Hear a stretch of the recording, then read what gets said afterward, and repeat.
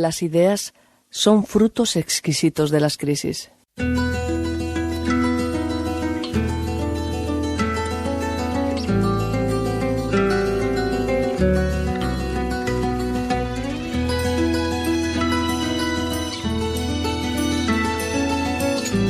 Gracias por escuchar La Voz de la Noche.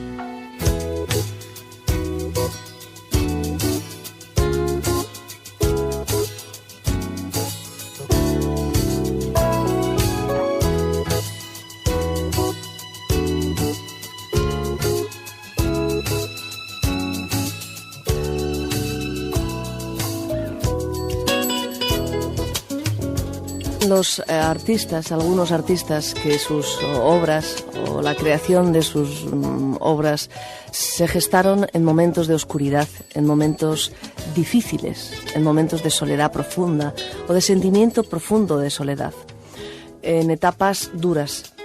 Tenemos el caso de muchos grandísimos artistas incluso que terminaron suicidándose después de plasmar su alma en la obra que estaban realizando. Crisis es una palabra que vivimos de un modo negativo. ¿Quién quiere una crisis, verdad? En realidad es un término chino, es un ideograma chino que tiene dos significados: dificultad y oportunidad. La ancestral sabiduría china lo refleja muy adecuadamente, porque además de conflictos, en tiempos de crisis, también nosotros nos podemos encontrar con situaciones adecuadas que encierran oportunidades, promesas nuevas, una vida por delante distinta. Son momentos en los que uno se siente descentrado y todo parece derrumbar. Se construyen situaciones ideales cuando uno está fuera de la crisis, y cuando está dentro parece que todo ello va a derrumbarse definitivamente. Pues no, son esos cimientos de la crisis los que van a germinar y van a crear una nueva vida. Por eso, si estás pasándolo mal, yo lo que puedo decirte es que estás efectivamente en un momento de dificultad, pero también viviendo una gran oportunidad. Buenas noches. Este programa se llama La Voz de la Noche. Saldrá al aire, está saliendo al aire todos los sábados a partir de las 11:30 de la noche. Estaremos contigo hasta las 2 de la madrugada. Es un programa de crecimiento interior, de vida interior.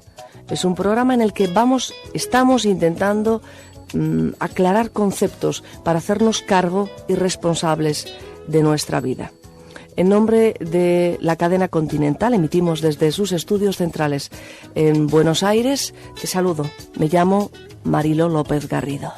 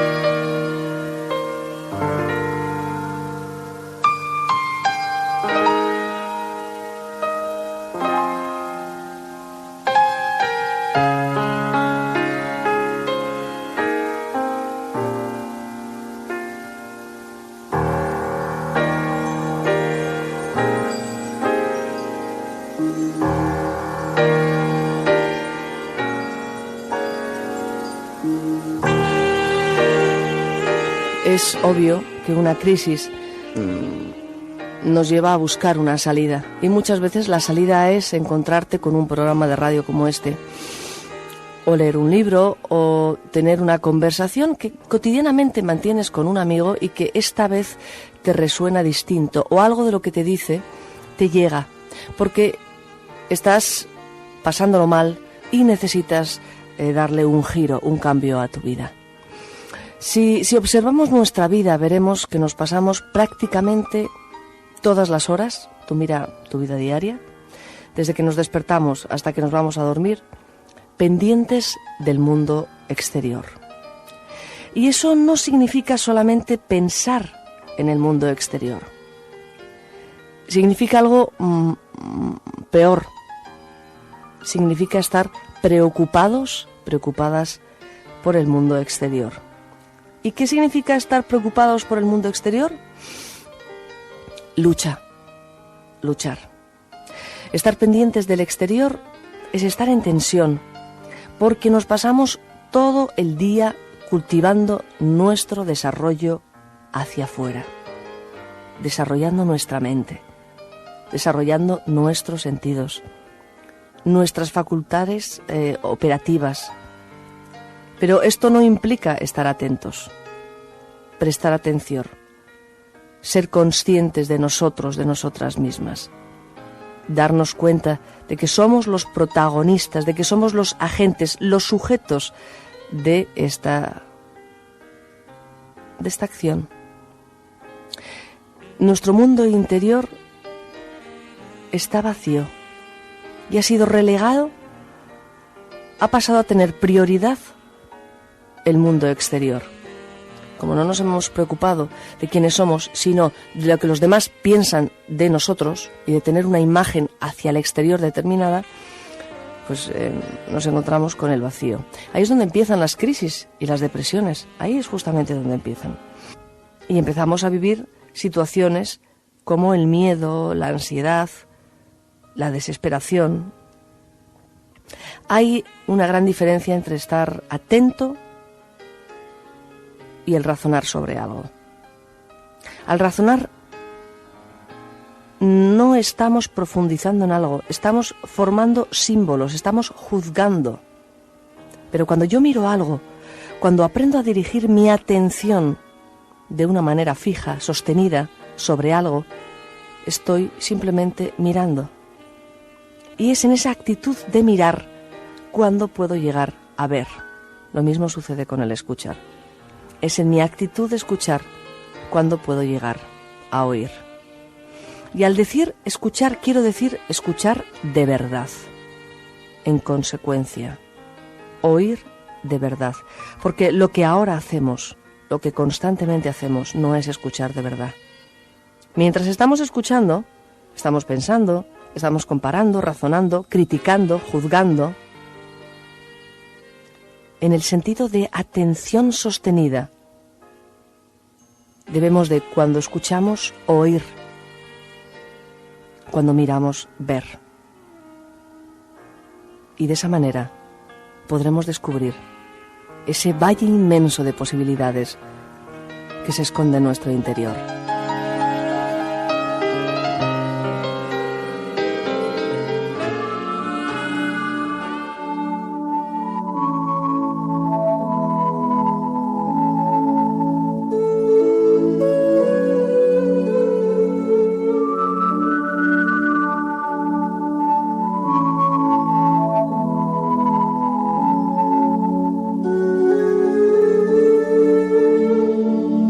Durante toda esta semana, que de alguna forma iniciamos hoy sábado, vamos a trabajar, vamos a laburar, como decís vosotros, me encanta esa expresión, vamos a trabajar una afirmación, una idea, un concepto, algo que yo quiero que suceda en mi vida, algo que me parecería que enriquecería mi bienestar. Esto no quiere decir que la afirmación en sí, que este compendio de palabras, que este mantra, vaya a darte la felicidad. De pronto lo que va a darte es una reflexión que pueda tranquilizarte. Esa es la intención de esta semana. Porque nuestra afirmación es: el dolor es una invitación para el cambio. Esa es la afirmación para el día de hoy. El dolor es una invitación para el cambio. Te propongo que la repitas, que resuene en ti, que cuando estés sintiendo el vacío, que todos y todas lo sentimos, te repitas y sepas que el dolor finalmente es una invitación para el cambio.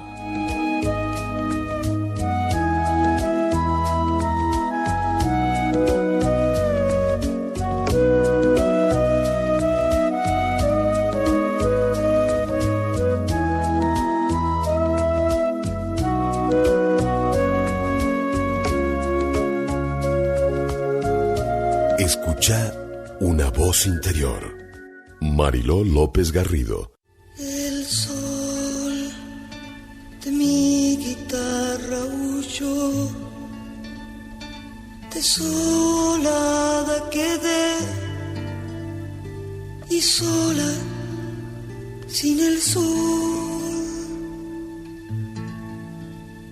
En mí traté de descubrir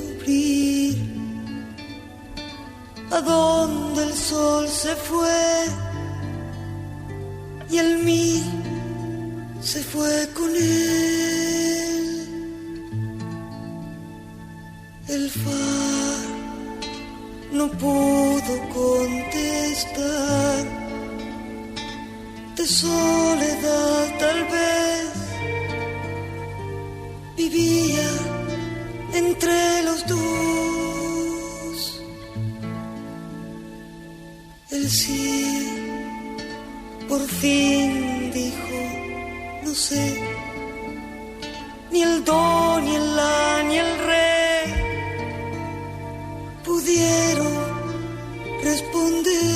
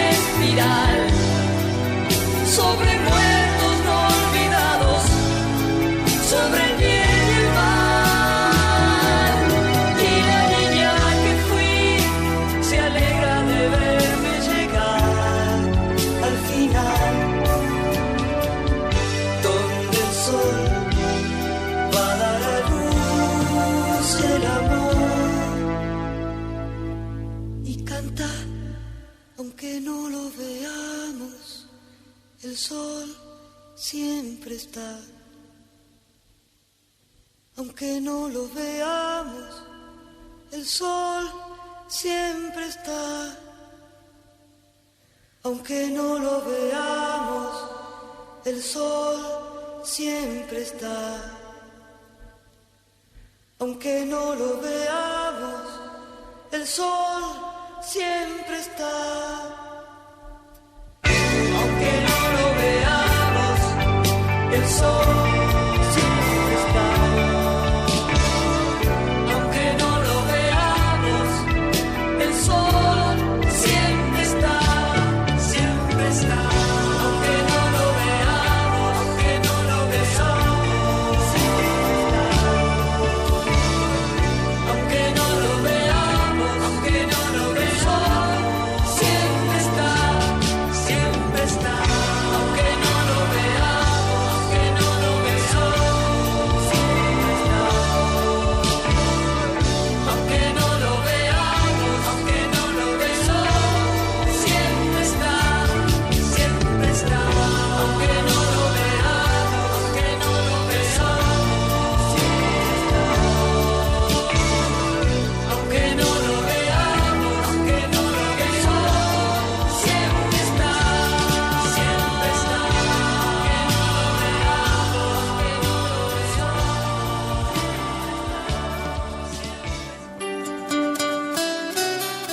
Soledad y abandono.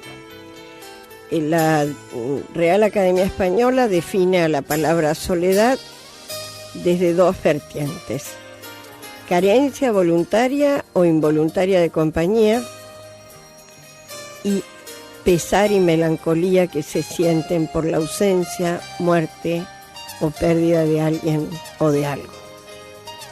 Y con respecto a abandono dice acción y efecto de abandonar o abandonarse.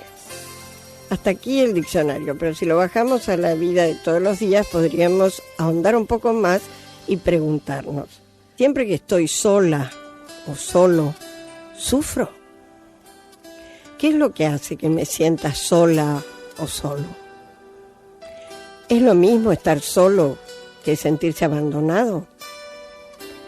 ¿De qué depende la diferencia? Bueno, es un tema que podemos quedarnos pensándolo durante el mes y si se les ocurre algo, llamar y dejar en el contestador la pregunta o la opinión.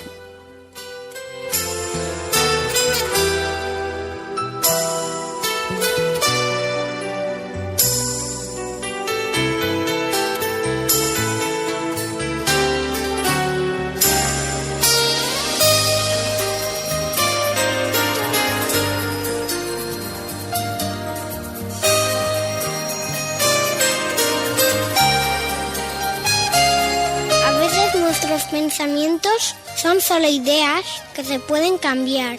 Cambia la culpa por el amor. El no valgo por soy muy valioso. El estoy mal por voy a intentar estar bien. Inténtalo.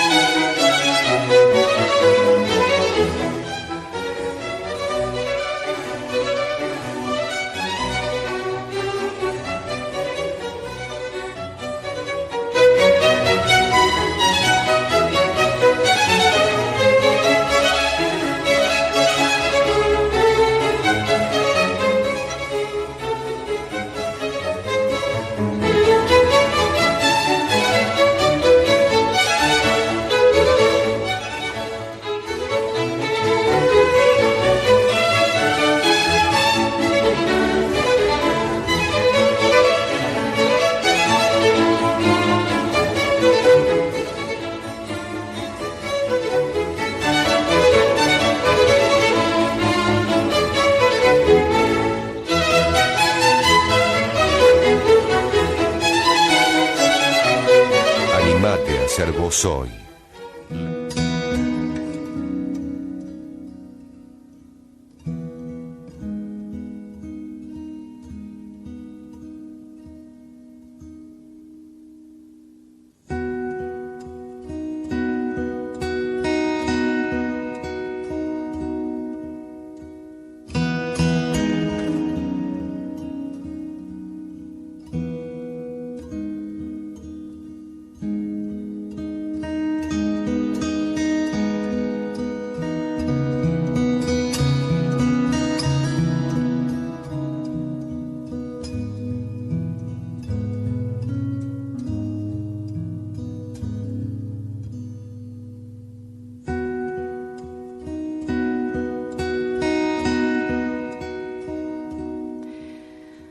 Y una mujer que llevaba a un niño en los brazos dijo: «Háblanos de los hijos».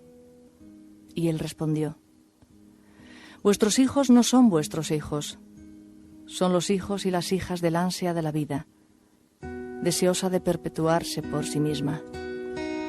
Vienen a través vuestro, pero no son vuestros, y aunque vivan con vosotros, no os pertenecen.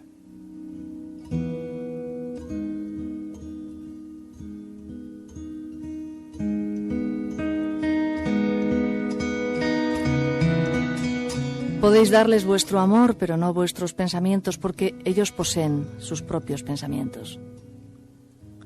Podéis abrigar sus cuerpos, pero no sus almas, pues sus almas habitan en la mansión del mañana, que vosotros no podréis visitar ni siquiera en sueños.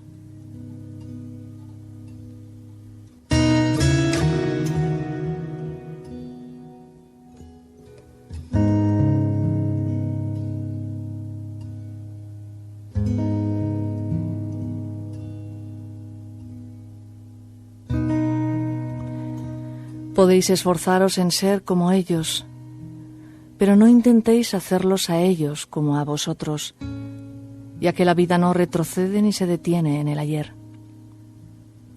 Sois los arcos con los que vuestros hijos, cual flechas vivas, son lanzados.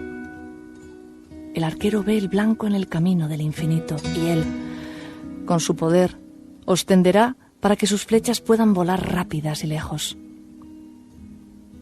Que la tensión que os causa la mano del arquero sea vuestro gozo, ya que así como él ama la flecha que vuela, ama también el arco que permanece inmóvil.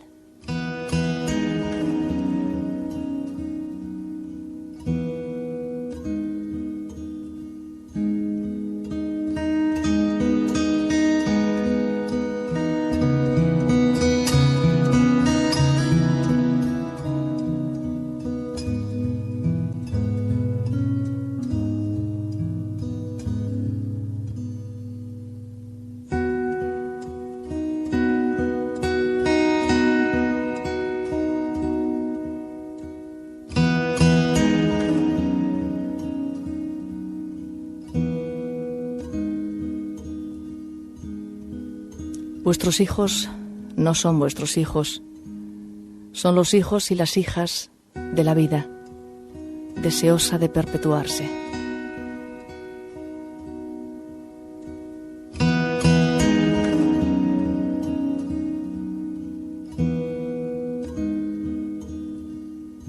Si los niños conviven con las críticas, aprenden a condenar.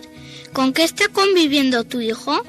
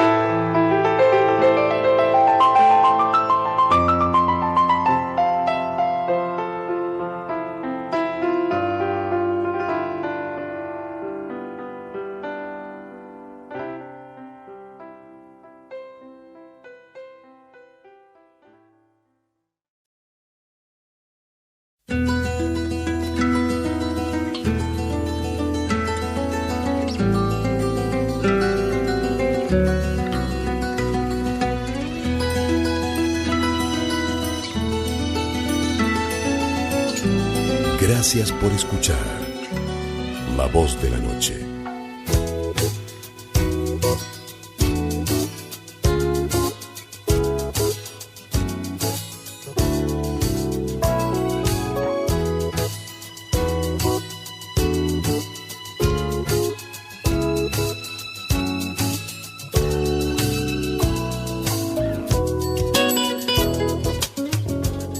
Hola, soy Mariló López Garrido.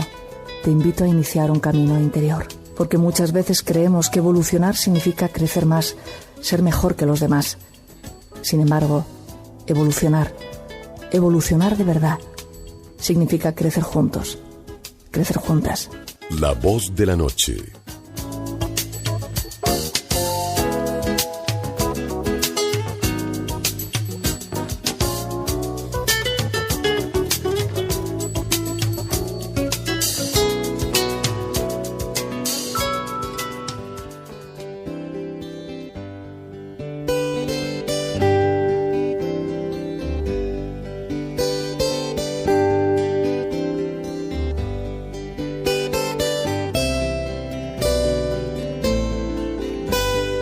La salud en la despensa.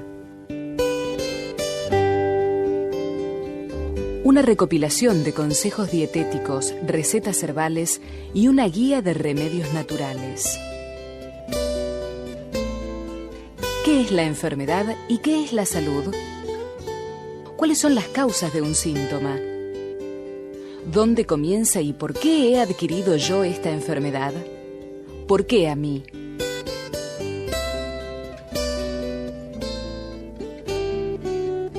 El cuerpo nunca está enfermo ni sano, ya que en él solo se manifiestan los mensajes de la mente.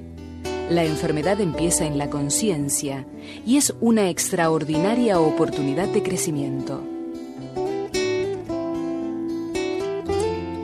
La salud en la despensa. Un espacio donde pretendemos darle a cada síntoma una interpretación emocional que nos permita ponernos en contacto con las causas espirituales de la enfermedad y una solución basada en una dieta simple y equilibrada. Aprender a comer es la mejor medicina. La salud en la despensa. De la enfermedad a la sanación como camino.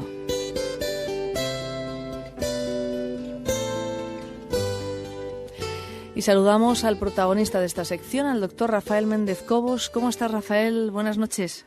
Muy bien, buenas noches. Buenas noches. Tenemos esperando muchos oyentes que quieren hablar contigo. Vamos a empezar. Buenas noches. Mi nombre es Lidia. Bueno, yo escucho su programa de hace poco y yo tengo un problema que tengo dolor en todas las articulaciones, de arriba de la punta de los dedos hasta la punta de las manos. ¿Qué debo hacer para quitarme ese dolor que me atormenta, no me deja dormir, no me deja sentar? Por favor, ayúdenme. Estoy sola. ¿Qué podemos decir, Rafael? Bueno, pues Lidia está, pues, la mujer muy dolorida. Mira, vamos a darle de entrada un remedio analgésico y que le va a ayudar. Debe de conseguir 3 plantas, que la hay también encapsuladas. Esta planta es el sauce y ortosifón junto con el arpagofito. A partes iguales, arpagofito procumbens, se llama arpagofito, sauce, del sauce se obtiene la salicilina, el ácido acetilsalicílico, pero sin los daños colaterales que provoca la aspirina. Tenemos estas 3 plantas que son un potente antiinflamatorio, un potente analgésico. Esta señora debe hacer una dieta depurativa, debería estar a base de jugos, sobre todo de jugo de hortalizas, pues un mínimo de 3 días, que menos que 3 días, pues desayunar un gran vaso, pues que lleve fundamentalmente apio, rábano y que lleve también pues zanahoria y poco más, con mucha más cantidad. Vamos a ver, pues 3 partes de zanahoria, 1 parte de rábano y la otra de apio. Y repetir esto 3-4 veces al día cada vez que haya una gran avidez por comer. Después tiene ella que su contenido intestinal evacuarlo, y le ayudo diciéndole que se ponga lavativas, a ser posible de tomillo, porque van a ayudar a drenar y a limpiar el intestino. Hoy se sabe que ahí es la gran oficina donde salen y parten muchísimas enfermedades. Tenemos como entre 8 y 11 metros de intestino, y ahí hay una enorme cantidad de toxinas que pasan a la sangre en forma de ácidos, en forma de indoles, en forma de que pasan a la articulación, porque es el lugar donde menos daño hace, porque si lo colocara ese mismo veneno, ese mismo tóxico en el corazón o en el riñón, se moriría. Lo mismo que ocurre siempre con la gota, ¿no? El ácido úrico.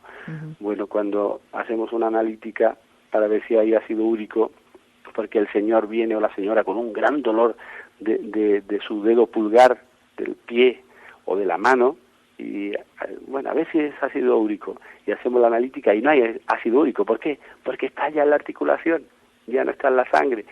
Por tanto, vamos a hacer una lavativa general. Una lavativa, cuando digo general me refiero en lo posible que sude mucho, que haga sauna. Es una dieta depurativa.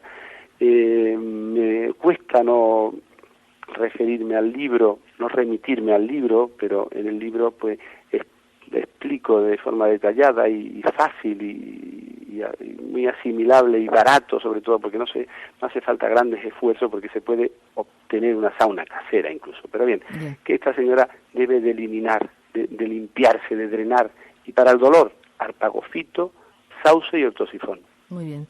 Otra llamada telefónica. Al doctor quiero preguntarle qué me puede recomendar para las varices hinchadas y dolorosas. Que ya lo hemos dicho en otros programas, pero volvemos a repetirlo. Varices hinchadas y dolorosas. Bien, ahí lo importante es siempre tener la precaución que no haya trombos. Entonces hay que fluidificar la sangre, hacerla más líquida, para evitar la agregación plaquetaria, para que las plaquetas no se apelotonen y hagan pelotitas que forman trombos. Para ello, el mejor antiagregante plaquetario del mundo, el ajo. Tomar al día 3 dientes de ajo repartido o de una vez. Eso nos va, por lo menos ya, a evitar la posibilidad de un trombo. Ahora bien, de forma tópica, sobre la zona, es bueno ducha de agua fría, andar por el agua. La presión hidrostática que supone la marcha sobre el agua, andar sobre la orilla de un río, pues va muy bien. Incluso andar en la bañera. Ahora, es importante hacernos un cóctel de plantas. Vamos a utilizar amamelis, que es una planta. Vamos a utilizar caléndula y vamos a utilizar, por ejemplo, otra que puede ser rosal, el rosal silvestre, pero cuando pienso en planta muchas veces digo, ¿y si no la hay por esas latitudes? Pues pongamos por caso que si no hubiera esta, podríamos añadir, pues por ejemplo, el moral, la hoja de la mora, va bien también, hoja de la mora. Y por supuesto, es muy conveniente caminar 1 hora al día. Es importante añadir a la dieta mucha vitamina C, por tanto es bueno tomar pues kiwi, limones, naranja, pomelo. Es bueno incluso tomarlo con la piel, porque la piel tiene esos bioflavonoides.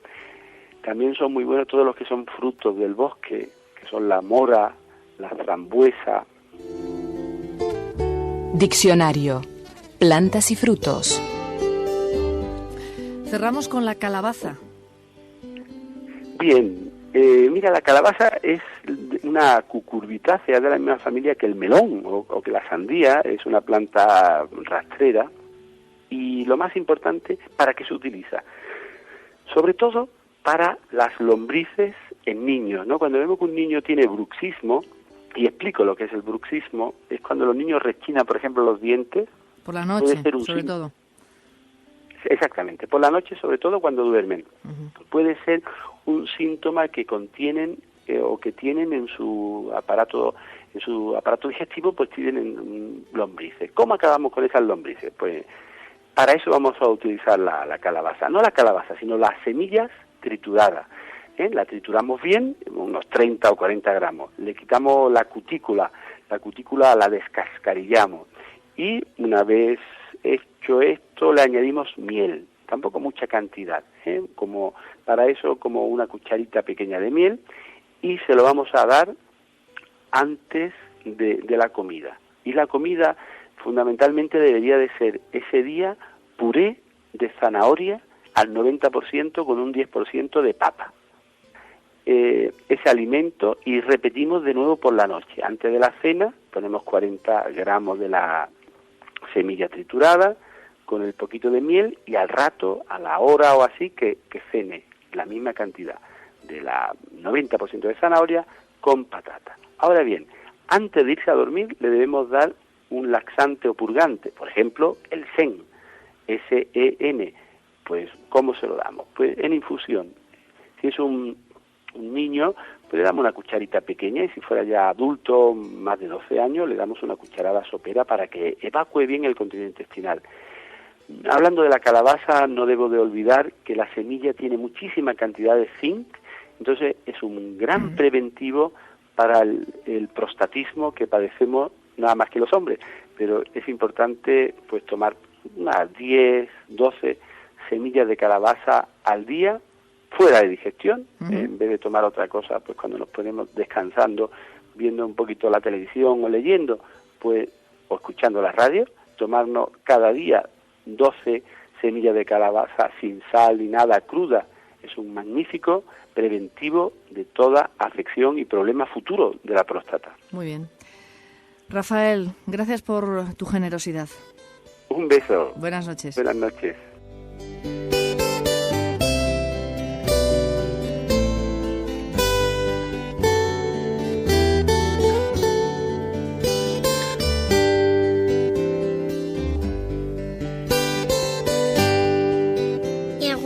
Siempre me dice que de joven pensaba que el amor era lo más importante de la vida, y él siempre quería que todo el mundo le quisiera. Y ahora que es muy viejecito, dice que en vez de esperar que los demás le quieran, él ahora quiere a los demás.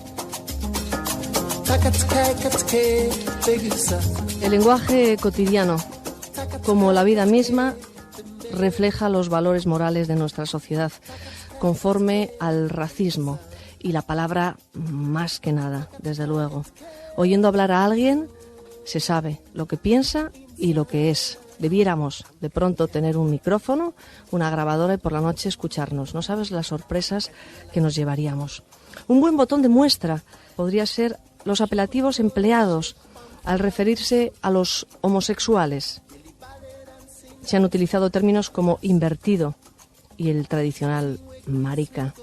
En tales circunstancias, los términos homosexual con el tiempo se convirtieron en adecuados para los científicos si se quedaban así, asépticos, como la propia palabra homosexual, aunque estos no se quedaron del todo contentos y buscaron una palabra inglesa, gay, que significa divertido. El símil trabajar como un negro, ¿a qué te suena? Equivale a ser un esclavo, fiel testimonio de la servidumbre y sumisión de los negros en el continente americano. Hay una suerte negra, tener la negra, un día negro, que con actitud supersticiosa algunos tratan de inculpar a los gatos de ese color. Hay una mano negra que corroe muchas instituciones, una mano invisible, pero bien fuerte, extendida por personas y grupos con negras intenciones. Un mercado negro, dinero negro. Así llamamos a lo ilegal, a un garbanzo negro, una oveja negra, un pozo negro, un cabecilla. Todo en negativo. Ninguna de estas expresiones utilizan al blanco en negativo. Bueno, muy al contrario. En el ajedrez, las Las piezas blancas son las primeras en moverse.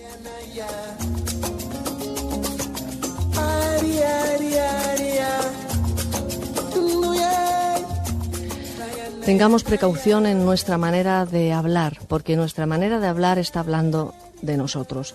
La semana pasada tuve la oportunidad de conocer a una mujer que pasa unos días en Buenos Aires, se marcha dentro prácticamente de unas horas, y que me llamó mucho la atención por su humanidad y sobre todo por el recorrido de su vida. Patricia Reynosa, buenas noches. Buenas noches. ¿Cómo Marilo. estás? Gracias por... Ella es antropóloga, ha trabajado con pueblos nómadas, más bien especializada. Aunque esa expresión, a mí, especializado en pueblos nómadas, no sé, ¿no es un término un poco racista? ¿Podría ser? En realidad es, como siempre, hay un discurso a partir del cual hablamos y otra cosa es el significado de las palabras, ¿verdad? Uh-huh. Especializado en realidad no quiere decir nada. Nosotros elegimos una carrera, o la carrera, entre comillas, profesional nos elige. En el fondo se trata de una elección personal y que tiene que ver con el deseo. Así que dejemos las especializaciones y más bien, justamente, el camino que me llevó a trabajar con los pueblos indígenas fue un camino que empezó de alguna manera en un sueño de infancia y que terminó en un trabajo social y un trabajo político a lo largo de los últimos 30 años. ¿Tú eres cubana? Sí, yo soy nacida en Cuba de padre argentino. Uh-huh. Pero no vives en Cuba. Por ahora no. Bien. Has vivido, eso es lo que quiero hablar contigo porque me encantó cuando me lo contaste y charlamos sobre ello, 5 años en la selva amazónica con los nahuas. No sé si eres un caso único. Bueno, los nahuas son un caso único. Como sabes, en América Latina, nuestra tierra, digamos, se fundó a partir de justamente de una enorme masacre, de un genocidio, Uh-huh. de una negación del otro, por decirlo, de una discriminación. Hoy en día lo llamamos racismo, pero de alguna manera el racismo nos lleva a la discriminación y la discriminación nos lleva a la exclusión. Nosotros, todos los que estamos acá, de alguna manera o de otra, somos todos mestizos, somos todos bastardos, somos todos frutos de mezclas que algunas veces salieron mejor o peor, pero que desgraciadamente en nuestro suelo americano empezaron por la violencia. Entonces, los pueblos nómades de la Amazonía eran unos de los últimos reductos, digamos, que quedaban de esta América de antes del conflicto, de antes de la violencia, que no era América, ¿verdad? Que era la Amazonía, por ejemplo, la llamamos así, la selva negra, el ente perdido. Después de África o antes de África o durante África, la Amazonía, de alguna manera, la selva sigue encarnando para nosotros latinoamericanos un sueño de lo que fue, de lo que pudo ser, de lo que no es. Y como verás, también es un territorio donde de alguna manera se siguen peleando las mismas peleas, ¿verdad? Por un lado es un territorio abierto, de paz, de riqueza, de armonía, como viven estos pueblos, y por otro lado es un lugar de conflicto, es un lugar donde nosotros queremos arrancarle a la madre tierra lo poco que le queda, queremos destruir los árboles, queremos destruir, arrancar las riquezas del suelo, ¿verdad? Queremos capturar a los animales salvajes y por supuesto queríamos sobre todo civilizar a los indígenas. En 1985, por deseo y por pasión, de alguna manera llego de la Escuela de Altos Estudios, en fin, en Etnología Americanista de Francia, de París, a la selva amazónica en el Perú, abajo del Cusco, buscando un grupo de indígenas que todos mis colegas me decían que no existía más, que yo estaba loca, que esto era un sueño, que ya no hay, que los salvajes es el sueño del antropólogo, pero que es un mito. El caso es que ahí estaban los nahuas, ahí estaban, perdidos en un lugar donde todo el mundo hablaba de ellos, los calatos, los salvajes. Tú decías ahorita, ¿no?, sobre los negros. Nosotros decíamos, no seas indio, no seas salvaje, este es bruto como un indio. Yo no sé si ustedes se acuerdan que el llanero solitario, por ejemplo, el compañero del llanero solitario, el indio Toro, era mudo. Entonces el indio, como la mujer, como de alguna manera los negros africanos, como todas las personas excluidas, son el negativo del otro, ¿verdad? Cuando uno llega a la selva, se abren las puertas. Uno de los aspectos que más me llamó la atención en la conversación que mantuvimos la semana pasada fue algo que viviste con respecto a la voz. La voz. Aquello me dejó impactada. ¿Nos lo puedes contar, por favor? Sí. Los nahuas, o yuranahuas, como ahora sabemos que se llaman, significan, se autodenominan ellos mismos las verdaderas personas. Muy a menudo todos los pequeños pueblos considerados como minorías son muy grandes y se llaman ellos mismos, nosotros somos las verdaderas personas. Los Yuranaguas dicen: nosotros somos los verdaderos hombres. Vivimos en el monte, nuestra tierra es la madre tierra, y el mundo en realidad creció de un árbol donde la raíz, en vez de estar en el cielo, estaba en el agua. Cuando la raíz del cielo se encuentra en el agua, los sonidos se transmiten. Y para los nahuas, la voz, eso con el correr de los años me costó mucho tiempo, ¿verdad? Entrar en contacto real con ellos, no solo hacerme físicamente y que me aceptaran, pero también poder empezar a hablar. No hablábamos el mismo idioma, por supuesto, no hablaban una palabra de española y yo ni una palabra de nahua. Poco a poco me di cuenta que los nahuas cantaban todos los días. Los hombres, las mujeres, los niños, en distintos momentos cantaban. Y hablaban a veces con un sonido melodioso, y las mismas palabras a veces las hablaban y a veces las canturreaban. Poco a poco me fui enterando y dando cuenta, me fueron enseñando que era un mundo diferente, que era un mundo donde la palabra se volvía canción y que la palabra cantada era lo propio de cada hombre, de cada mujer, la esencia misma de cada nahua. Es por eso que la voz, de alguna manera, para ellos es lo más profundo, lo más íntimo, lo más esencial, lo más mágico y también lo más secreto. Entonces un viejo chamán, años después, tirado en la hamaca, estábamos cada uno tirado ahí en su hamaca, y me dijo: yo no te he oído tu voz, tu verdadera voz todavía no te la oí, pero yo te enseñé la mía.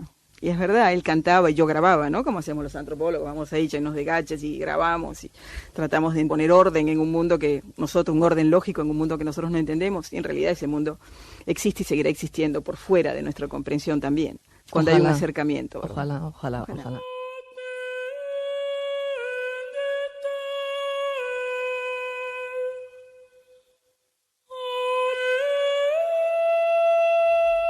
¿Cómo se podría comprar y vender la tierra? A su parecer, el hombre no puede poseer la tierra, así como tampoco puede ser dueño del cielo, del frescor del aire, del brillo del agua. Mis palabras son como las estrellas, nunca se extinguen. Su pueblo no ha sobrevivido. Sus palabras no se escucharon. Me pregunto, ¿podremos escuchar ahora la voz de la tierra?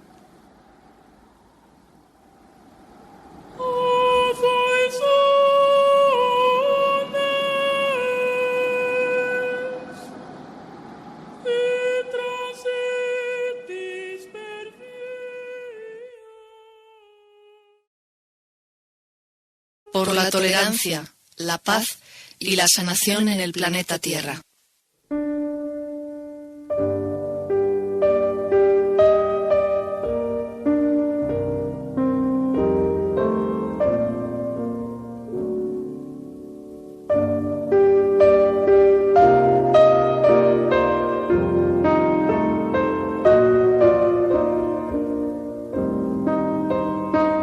¿Qué mayor premio puede haber que observar la alegría de un ser querido? Para tener una de las causas mayores de la felicidad en la vida no hay que hacer nada, solo hay que observar. Un ser querido no es solo un familiar, un hijo, tu pareja, tus padres. Un ser querido es simplemente alguien en quien depositas tu amor. Qué fácil, ¿no? Si necesitas una persona en donde depositar tu amor, qué mejor ocupación para nuestro tiempo. Pues sobran los pretextos para amar y para ser feliz. No olvides que siempre hay alguien a tu lado, y en cualquier momento y en cualquier circunstancia. En cualquier circunstancia eres tú mismo, si no hay otra persona. Cuando no tengas a alguien cerca, practica contigo. Obsérvate y disfruta. Como dijo un poeta hace tiempo, converso con el hombre que siempre va conmigo. Es lícito buscar ser feliz. Mírate, quiérete y déjate querer. Solo observa y déjate querer. Buenas noches.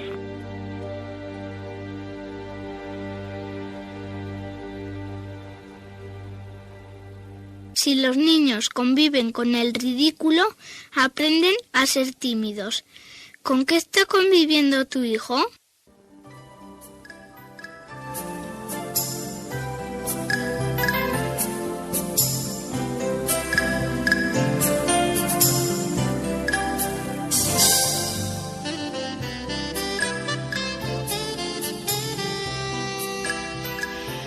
El mundo del sexo, el complicado o sencillo mundo del sexo, pero que sí es para muchos una asignatura pendiente. Carlos San Martín, buenas noches, Carlos.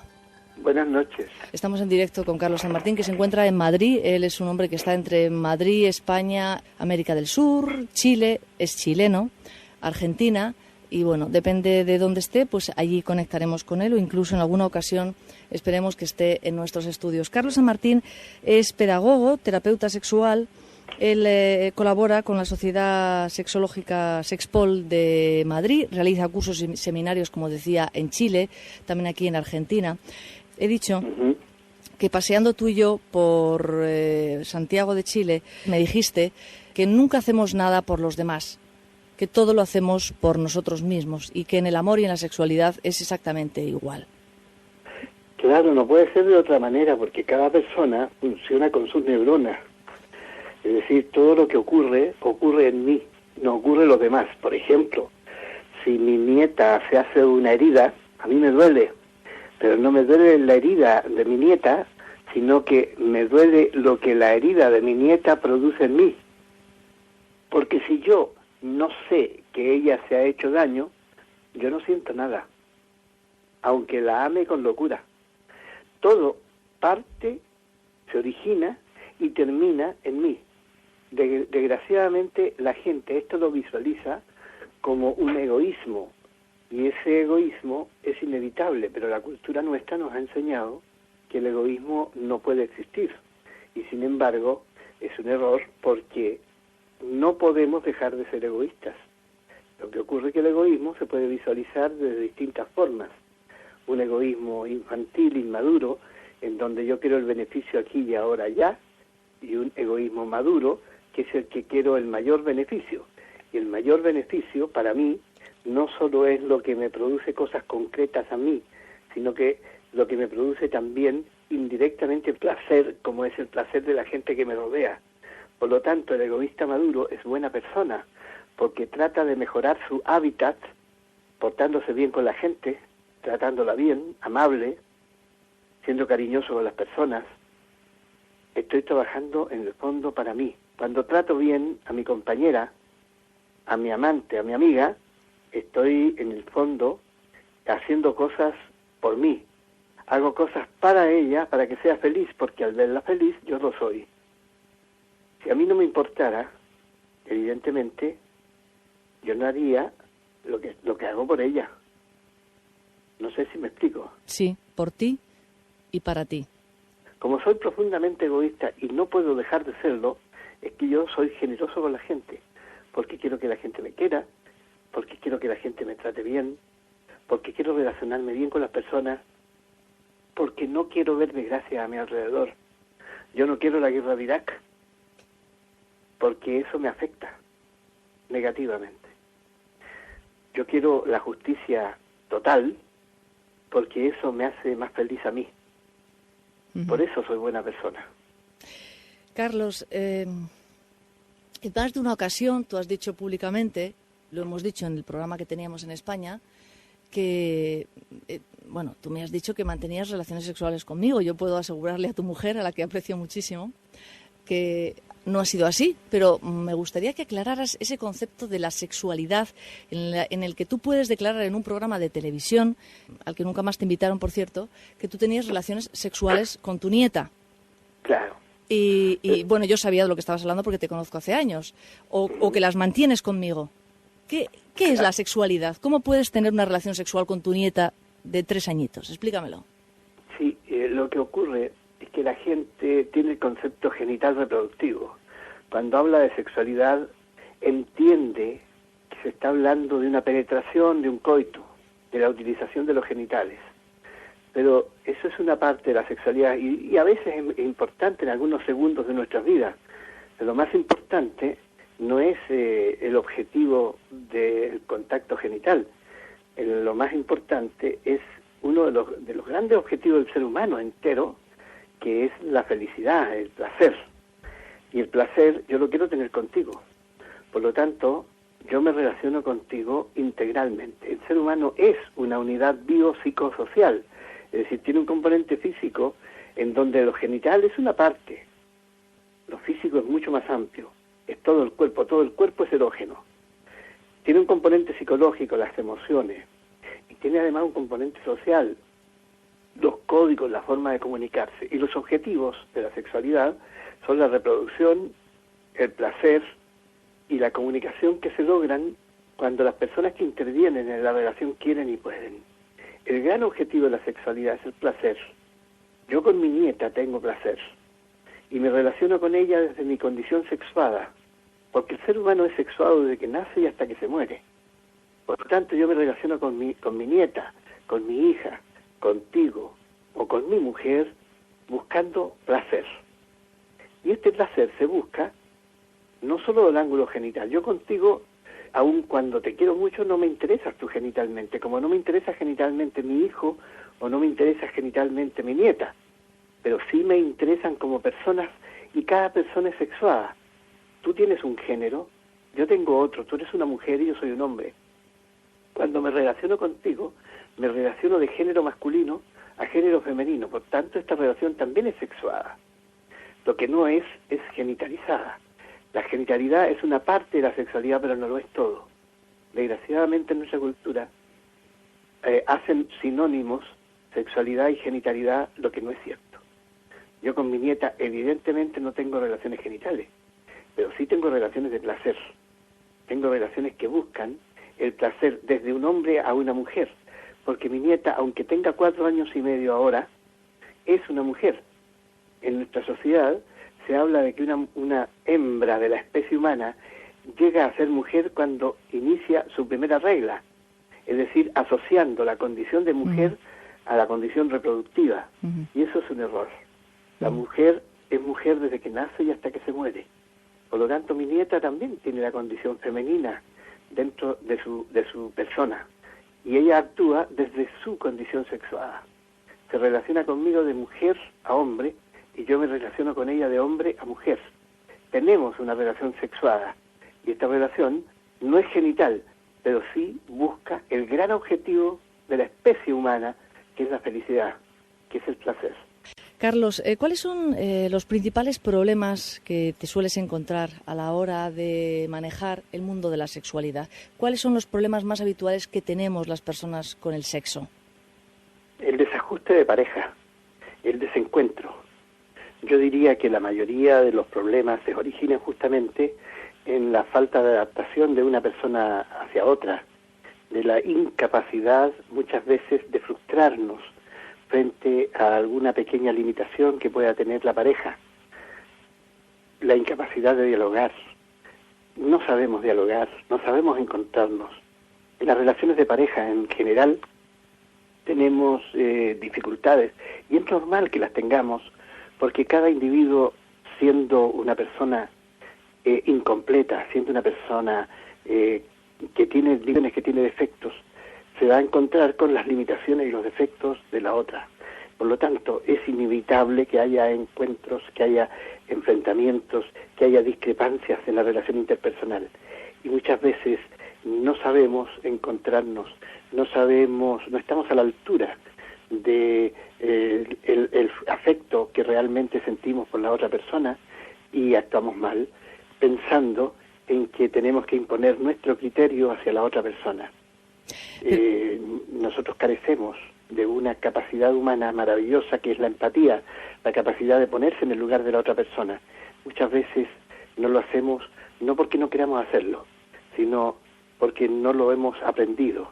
Y esa es una de las cosas que nosotros en nuestros cursos intentamos introducir como elemento de reflexión para la gente, porque creemos que en los procesos educativos no debemos imponer absolutamente nada, sino entregar elementos para que la propia persona sea capaz de ir trabajando y cambiando aquellas cosas que estime conveniente cambiar, es decir, que haga uso de su absoluta libertad personal.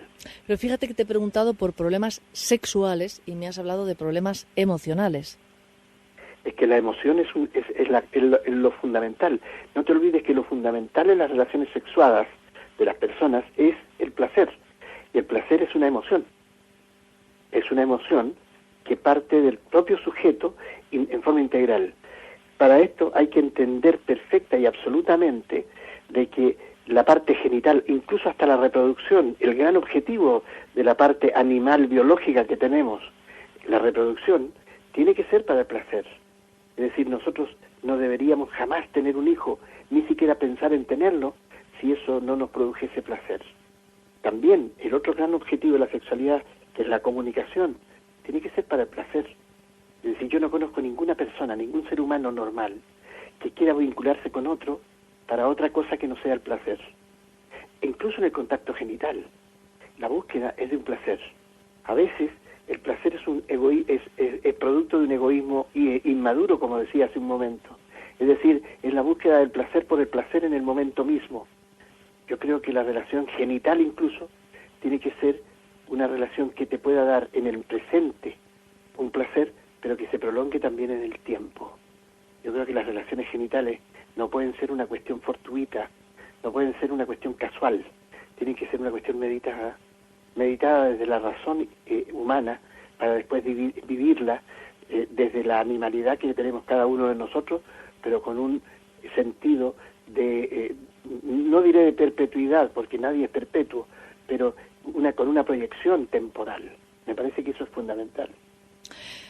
¿Quieres decir que las relaciones sexuales que se mantienen sin en ningún contexto afectivo, sino puramente sexuales, no son válidas, Carlos? No existen. ¿No existen? No existen. Incluso cuando yo planteo esto, más de alguno me dice, bueno, pero es que yo puedo separar lo biológico de lo psicosocial, y eso es imposible. Eso es absolutamente imposible. A ver, explícanos cómo es esa separación. No existe el amor sin sexualidad, ni existe la sexualidad sin amor. Es imposible. Cuando me plantean a mí, bueno, pero ¿y si yo voy a un prostíbulo?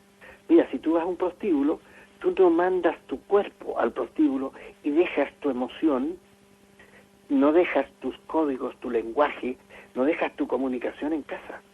No, tú vas entero. En esta comunicación contigo, yo estoy biopsicosocialmente vinculándome contigo. Yo estoy vinculándome contigo de manera integral. Te escucho. Te tengo retenida en mi memoria. Tu figura, cuando la recuerdo, me produce hormonas positivas. Es decir, tú, incluso estando en Buenos Aires, me estás afectando también físicamente. No podemos evitarlo. Yo me alegro cada vez que escucho a Mariló López Garrido, porque la siento mi hermana, mi amiga, mi compañera, con la que yo obtengo un placer permanente, con la que nunca he tenido un encuentro de discrepancia que no podamos resolver, etcétera, etcétera. Es decir, yo contigo me estoy relacionando biopsicosocialmente. La cultura judeocristiana nos divide por una parte el cuerpo y por otra parte el alma, como si se pudiera dividir. Nadie con seriedad científica hoy por hoy deja de reconocer que el ser humano es una unidad biopsicosocial indivisible. Por eso, cuando yo hablo de sexualidad, cuando hablo de sexo, cuando hablo de coito, cuando hablo de penetración, estoy hablando de placer. Bien. No sé si sí. lo he explicado. Lo has explicado muy bien, nos has dejado ahí un poco... Nos has dejado claro, porque, bueno, te puedo hacer una pregunta muy complicada. ¿Qué pasa con el hombre que viola a una mujer? ¿También lo está haciendo con amor? Claro, el hombre que viola a una mujer está realizando una actividad humana, cierto. Pero en realidad no es un hecho sexuado para ambos. La sexualidad es para el placer, pero para el placer de todos. Una violación es un crimen, no es un hecho sexual en el sentido de la búsqueda de placer. Se busca el placer de una persona, no el placer de las personas que intervienen. En una violación, incluso dentro del matrimonio, yo por lo menos entiendo que eso no es un hecho sexual, es un hecho sexuado, pero no es un hecho sexual en el contexto de la búsqueda de placer. Es un crimen. Es un crimen que debemos rechazar, como debemos rechazar la agresividad, como debemos rechazar las guerras. como debemos rechazar todo aquello que se impone por la fuerza. Nosotros tenemos que buscar el entendimiento entre las personas. Por eso a mí me encanta la frase maravillosa que tú tienes por la tolerancia, la paz y la sanación en el planeta Tierra. Yo creo que eso es indispensable. ¿Y por qué tenemos que hablar de sanación? Porque realmente los conceptos que la cultura judeo-cristiana nos mete nos hace tener comportamientos patológicos. Uno de ellos es la violación. El sentimiento de culpa ante el placer sexual. Esto es gordísimo. Y es algo que a un nivel inconsciente yo creo que todos tenemos. O sea, ¿quién no tiene un rollo ahí sobre un sentimiento de culpa, sobre quién es absolutamente libre sexualmente? Mira, hay dos emociones que son primas. Una es la culpa y otra es la vergüenza. Sí. Ambas tienen que ver con el modelaje que la cultura nos ha metido en la cabeza. Cuando tú realizas algo que la cultura condena, tú sientes que estás fuera del marco referencial y te sientes culpable. Por ejemplo, cuando era pequeño y me enseñaron que la masturbación era mala, en el momento en que yo me masturbaba me sentía culpable. Me sentía culpable porque estaba haciendo algo fuera del marco referencial. Y eso era juzgado por mí mismo. Por eso era el sentimiento de culpa. Cuando yo tengo la sensación que no soy yo el que me juzga, sino que son los demás los que me pueden juzgar, es cuando aparece la vergüenza. Es el mismo proceso, el proceso de sentirse que uno está haciendo algo que no debe hacer. Pero desde mi perspectiva, uno siempre debe hacer todo lo que entienda que es bueno para sí mismo, aunque se equivoque. Uno tiene que aprender a ser capaz de elegir, de opcionar, es decir, de ejecutar su propia libertad. Y aunque se equivoque, esa libertad le va a dar la sensación de estar haciendo lo que él entiende es mejor para sí. La única limitación para hacer lo que yo quiero hacer para mí es no dañar a terceras personas. Evidentemente que mi libertad choca con la libertad de los demás. Tenemos una línea telefónica 49994000 y ya para empezar tenemos preguntas para Carlos. Vamos a escucharlo. Mi consulta es para San Martín, que está hablando con Mariló. Es con respecto a la sexualidad, cómo llevar a cabo el pensar, sentir y actuar en una misma dirección y no perjudicar a los demás. En cuanto a la sexualidad, el pensar, el sentir y el actuar, sí, sin perjudicar a los demás, sí, es una cuestión que nosotros tenemos que medir. Desgraciadamente, sí perjudicamos habitualmente a los demás. Y esto es inevitable porque somos imperfectos. Es decir, yo a mi compañera con la que voy a cumplir 40 años de casado, más 3 de novio, son 43 años de convivencia. De vez en cuando hago cosas que la daño, hago cosas que la perjudican, pero lo hago porque soy imperfecto. Y ella hace lo propio. Es decir, nosotros tenemos un 15%, todos los seres humanos tenemos un 15% de cosas que son horripilantes y que están presentes en nuestras vidas. Por lo tanto, ese enfrentamiento entre nosotros es inevitable. Pero al lado de ese 15%, evidentemente, hay un 85% de cosas maravillosas. Es decir, yo voy a intentar no perjudicar, tratar conscientemente de no perjudicar a terceras personas. Sin embargo, con el pensamiento, con el sentimiento, con la actuación, nosotros en algunos momentos inevitablemente vamos a perjudicar a los demás. Uno tiene que asumirlo, lo que tiene que intentar es no hacerlo conscientemente, tratar de evitar el que nosotros podamos dañar a alguien simplemente por el solo hecho de dañarle, porque tenemos ira, porque tenemos una emoción incontrolada, a veces nosotros dañamos, pero inmediatamente que nos demos cuenta de que ese daño se ha hecho, debemos tratar de rectificar. La humanidad creo que sería mucho mejor si nosotros tenemos la tolerancia de la cual tú hablas. Esa tolerancia es ser capaz de frustrarme, de aceptar de que en algún momento alguien me ha perjudicado, haciéndolo presente, diciendo, me has perjudicado, me has hecho daño, pero sin ira. Creo que en esto está la base de las relaciones interpersonales. El que nosotros podamos tener una sexualidad sin dañar a la persona, es patológico disfrutar con el sufrimiento de otras personas. Carlos es chileno, es un hombre comprometido con su trabajo, comprometido con sus pacientes, que se convierten en la mayoría de los casos en amigos, comprometido con sus amigos. Es un hombre que ha tenido en alguna ocasión que salir de su país. Es un hombre con un perfil cultural alto y con un perfil humano extraordinario. Es un hombre que habla libremente y que es libre. Es básicamente libre. Tuvimos un paseo en el que concretamos con la palabra, porque nosotros no necesitamos escribir nada, su participación en La Voz de la Noche por Santiago de Chile, por el Paseo Humada.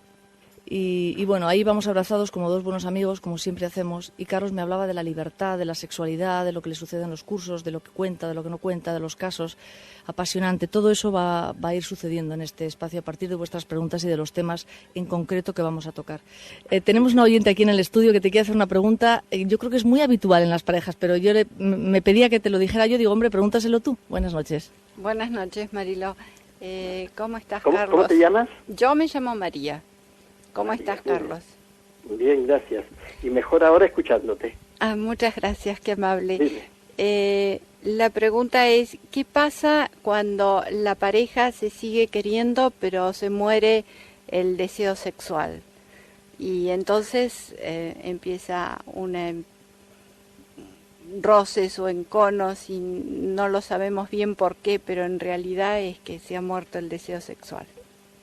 Mira, la verdad es que el deseo sexual no se debería morir jamás, mientras haya interés. Lo que puede pasar es que vaya disminuyendo el deseo genital, el deseo de encuentro genital. Es decir, el deseo de estar juntos no debería morirse nunca. Cuando la gente empieza a desencontrarse genitalmente, cuando uno tiene interés y el otro no, el que tiene interés debe aprender a seducir a su pareja y tratar de lograr encontrar con ella el alivio genital que está buscando. Pero si no lo encuentra, debe aprender también a solucionar su tensión libidinal por sí mismo, de tal manera de no culpabilizar a la pareja de la insatisfacción genital que pueda tener. Es importante que nosotros no le demos más importancia a los genitales que la que tienen. Los genitales no son un fin en sí. Cuando se rompe una relación de pareja es porque a los genitales se les da la importancia de finalidad. Y la verdad no. Los genitales son un componente más, es un aditivo más para la comida que nosotros consumimos en la vida, que es el afecto. Es importante de que la relación no se muera desde el punto de vista emocional, desde el punto de vista de la búsqueda de placer, desde el punto de vista de la búsqueda de cosas que a ambos les agraden, no de la búsqueda de cosas que difieren. Él quiere, ella no quiere. Al revés, ella quiere, él no quiere. Relaciones genitales, pues no se tengan relaciones genitales entre ambos. Pero eso impide de que nosotros tengamos felicidad. Yo puedo pasar meses sin tener una relación genital con mi compañera y lo que no significa que no la ame. La sigo amando y sigo entendiendo de que yo puedo descargarme libidinalmente conmigo mismo a través de la masturbación, por ejemplo, pero puedo seguir teniendo y disfrutando esa parte maravillosa que ella sigue dándome, porque sigue estando. Lo importante es el afecto, lo importante es la búsqueda de placer, de cosas que juntos podemos hacer, no a darle mayor importancia a aquellas cosas que juntos no podemos hacer. Y no me estoy refiriendo solamente a los genitales, también hay otras cosas que a veces difieren, como es, por ejemplo, comportamiento. A mí me encanta ver partidos de fútbol y a mi mujer no le gusta el fútbol. En ese momento nosotros nos separamos. Ella no quiere ver fútbol, yo sí quiero ver fútbol. Y nos entendemos porque ella asume, se frustra adecuadamente de que no puede estar conmigo en ese par de horas en que yo estoy viendo el fútbol del equipo nuestro en España. O puedo ver al Pelusa, a Maradona, y puedo disfrutar con eso. En cambio mi mujer no disfruta con eso, pero sí, después de eso nos hemos sentado a conversar y hemos estado una media hora conversando de otras cosas que sí nos unen. No hay que quedarse en lo que desune, hay que buscar los elementos que confluyen. María, si esto a ti te sucede, medita si te vale la pena continuar con tu pareja porque él genitalmente te exija algo que tú no quieres o porque tú le estés exigiendo algo que él no quiere, cuando el romper con tu pareja te va a hacer perder ese 85% maravilloso que te hizo buscar en él el contacto humano que tú necesitabas en ese momento. No sé si me he explicado. ¿Se ha explicado? María, ¿has explicado? Perfectamente. Es una nueva manera de decodificar situaciones. Sí, sí. Claro, no hay que darle importancia a lo genital a niveles que no tiene. Uh-huh. Lo genital es un medio para la felicidad, es un medio para el placer, no es un fin en sí mismo. Y por lo tanto, si yo no consigo el placer genital, no puedo dejar de disfrutar el placer que me puede dar mi pareja en el resto del tiempo. Mi pareja tiene un 15% de cosas horripilantes como todo el mundo. Algunos tienen más de un 15, pero bueno. Punto arriba, Carlos. Punto arriba, punto abajo, ¿eh? Punto arriba, punto abajo. Punto arriba, puntos. Aparece como que tiene toda su personalidad en términos negativos y eso no es cierto. Bueno, tenemos que dejarlo, Carlitos. Es que no, como tú no estás viendo el reloj, yo sí, y me llegan los informativos. De todos modos, quiero decirte una última cosa. Dime. Que tú ya lo sabes, te quiero. Y yo también te quiero a ti y un beso muy fuerte para tu mujer, para tus hijos. Y Carlos, te quiero de verdad también desde aquí. Muchísimas gracias por formar parte ya de la familia de La Voz de la Noche. Perfecto, un besito. Un beso, y buenas besito noches. para todos los de tu programa. Muchísimas gracias, buenas noches. Gracias. Adiós. Un programa para todos, porque Carlos ha dicho en un momento determinado, él o ella. Y este programa es para él o ella, para los dos ellos, para las dos ellas. Cualquier tendencia sexual es válida siempre que los dos miembros estén de acuerdo.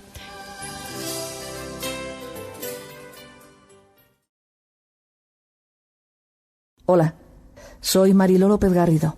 Te invito a iniciar un camino interior, porque muchas veces creemos que evolucionar significa crecer más, ser mejor que los demás. Sin embargo, evolucionar de verdad, significa crecer juntos.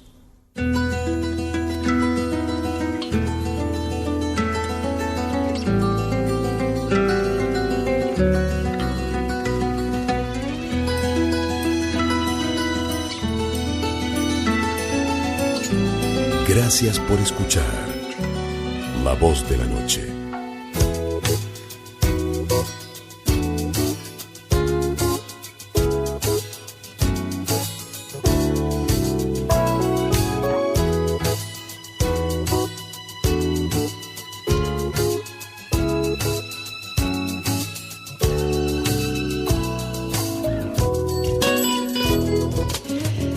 Para poder ser felices necesitamos regar las semillas del ser consciente, de la parte nuestra consciente que olvidamos habitualmente. Cuando hablo de ser, podría ahora volver un poco a la conversación que hemos tenido con Carlos San Martín. Él hablaba de por ti y para ti, y yo en este caso puedo hablar de ser y de estar, que son dos verbos distintos. Muchas veces decimos...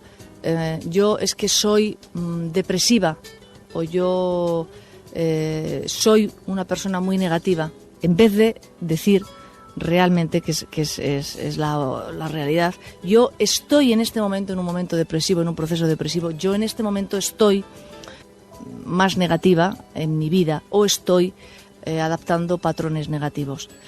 Importante esa diferencia entre el ser, porque tu ser no es negativo, tu ser no está enfermo, tu ser es luminoso, es tu parte, es tu parte de conexión universal, es tu parte de conexión celestial, o sea, es la antena que nos une, es un hilo que nos une con todo el universo y que nos mantiene en contacto con lo divino.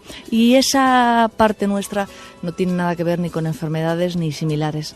Por lo tanto, estoy mal, estoy triste, estoy apenada, estoy depresiva, pero estoy. Y estoy, pues hoy estoy y mañana puedo dejar de estarlo.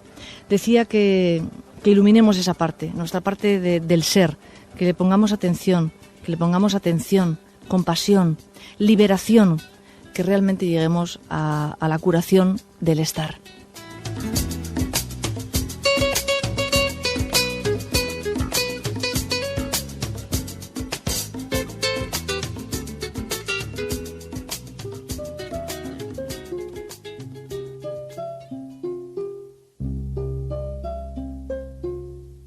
Huellas de lo sagrado.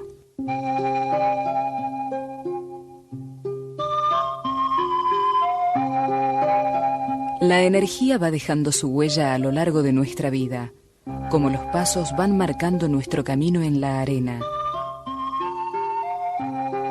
Transcribir, reproducir y mirar el sentido profundo de esas huellas es una posibilidad que tenemos para conocer el invisible mundo del inconsciente, el invisible mundo de la energía, los símbolos y su significado, los sueños y sus arquetipos, los mitos, las viejas leyendas que traen toda una historia para develarnos el enigma de la esfinge, las figuras, las ideas, las palabras.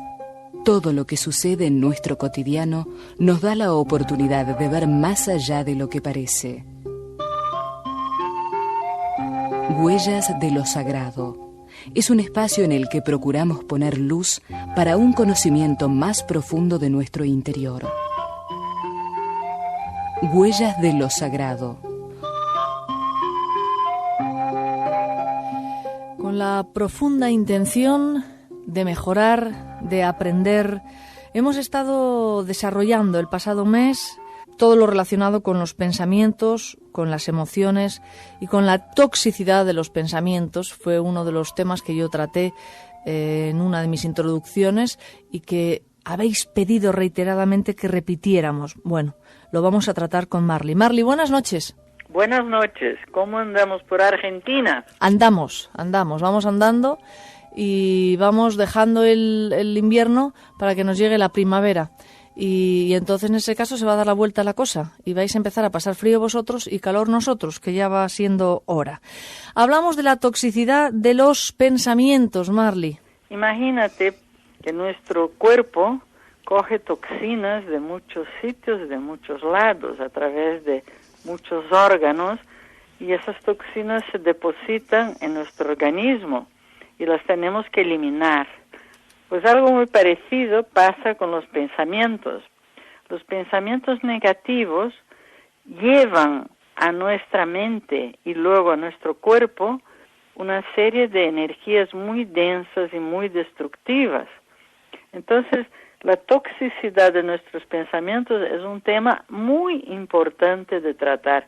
Sí. Vamos, cosas como críticas, como insultos, como desprecios, como invalidar al otro y a sí mismo, son palabras que llevan dentro de sí una energía destructiva importantísima, que a la larga baja nuestra energía, deja nuestra energía en un estado muy, muy denso, muy pesado, muy desagradable, y acaban al final llegando a nuestro cuerpo.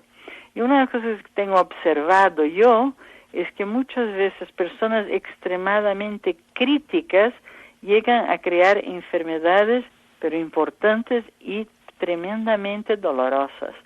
Porque yo estoy convencida que las palabras que decimos tienen su propia energía. Cuando tú hablas de amor, por ejemplo, la palabra amor tiene una energía elevada, ¿verdad? Una energía elevada. En cambio, la palabra rabia o resentimiento tienen una otra energía. Sí. Cuando yo digo la palabra frustración, me bajo. Tú recibes un impacto con esa palabra. Sí. Cuando digo la palabra sufrimiento, es otro impacto. Cuando te hablo de alegría, es como que toda tu energía sube hacia arriba. Cuando yo te hablo de depresión, de tristeza profunda, tu energía parece que baja los pies. Así que imagínate tú cómo las palabras que salen de nuestra boca pueden influir en nuestro día a día, en el ambiente que nos circunda, incluso en las personas que están alrededor nuestro. ¿Cuántas veces hemos sufrido eso? Que personas muy negativas nos han causado angustia, nos han causado tristeza, hemos sentido una impotencia, hemos sentido que teníamos como que tragar algo que no queríamos tragar, como una comida en mal estado. Sí. Y entonces esas personas tratamos de evitarlas. A veces no podemos, porque son personas de nuestro entorno, de nuestro trabajo, pero evidentemente son personas que generan alrededor de sí mismas una energía muy desagradable y muy densa. ¿Por qué? Porque su mente está continuamente lanzando palabras que tienen una carga de destrucción, una carga negativa, una carga que no ayuda a la vida, una carga que ayuda a la muerte, al desánimo, a depresión. Claro. Y esas son las palabras que tenemos que hacer un esfuerzo por evitar. Lo que sucede es que hay palabras que vienen de fuera, que nos enferman, efectivamente que nos enferman, nos sentimos tóxicos. Yo eso lo siento mucho cuando critico. Cuando critico, te sientes como sucio, como es una cosa tremenda, ¿no? Y luego están las que decimos de nosotros mismos. Hay una doble connotación en esto. Son las palabras que nosotros pronunciamos que tienen un efecto directo sobre nuestro cuerpo y las palabras que escuchamos que también lo tienen. Claro, claro. Por lo tanto, hay una doble puerta aquí que tenemos que tomar mucho cuidado con ella. La de nuestra propia expresión, porque es una cosa que podemos nosotros manejar, podemos trabajar encima de las palabras que solemos decir para tratar de que generemos alrededor de nosotros una energía agradable, vital y optimista. Y podemos también hacer técnicas que impidan que las palabras externas, que no nos queda más remedio a veces de oír, no tengan un efecto tan destructivo y tan tremendamente pesado para nuestra vida. Sí, sí. Lo que sucede es que cómo ocuparnos, por un lado, de las palabras que oímos me parece más fácil de las que decimos, porque ahí pones atención. Pero, aunque claro, tenemos todo un hábito, ¿no?, de hablar mal o de criticarnos, o en fin. Pero por un lado, ¿existe alguna técnica? Y por otro lado, ¿qué hacer con toda esa energía negativa que va sobre nuestro cuerpo? Como te decía, es que tenemos un hábito, Marly. Evidentemente tenemos una serie de vicios de hablar. Sí, un vicio, vicios de palabras que tenemos hábito de usar. Expresiones que hemos oído quizás en nuestra casa o en nuestro entorno y que hemos hecho nuestras. Normalmente nuestra forma de hablar está absolutamente recibida de fuera. Nosotros aprendemos desde pequeñitos determinadas palabras, el énfasis, el la manera tono, de expresarnos. todo eso nos va enseñando en nuestra casa y vamos creciendo dando más énfasis a ciertas ideas y por lo tanto a ciertas palabras que a otras. Entonces tenemos una especie de automatismo en cuanto a las palabras que viene desde muy lejos. Naturalmente eso es un hábito y como todos los automatismos lleva su tiempo y su esfuerzo poder cambiarlo. No es fácil, no es la labor de hoy decido y mañana ya está hecho, sino que tengo que volverlo a decidir todos los días.